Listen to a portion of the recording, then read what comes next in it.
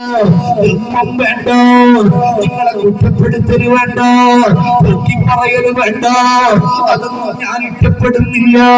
അതേ സമയത്ത് റബ്ബ് പറഞ്ഞിട്ടുണ്ട്, എല്ലാ വെള്ളിയാഴ്ചയും മുസ്ലിം ഓതലില്ലേ, പുരുഷൻ ഓതണ്ടേ, പെണ്ണുങ്ങൾ ഓതണ്ടേ.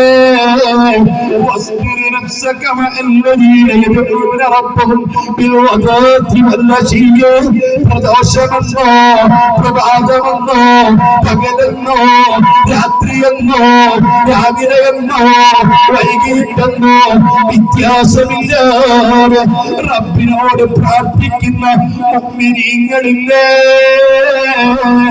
റബ്ബിനെ ഓർക്കുന്നവരില്ലേ, റബ്ബിനെ പറ്റി പറയുന്നവരില്ലേ, അവരോടൊപ്പം നിന്റെ ശരീരത്തെ നീ ഒന്ന് പിടിച്ചിരുത്തണം, ആ സദസ്സിലൊന്നിരിക്കണം. നിന്റെ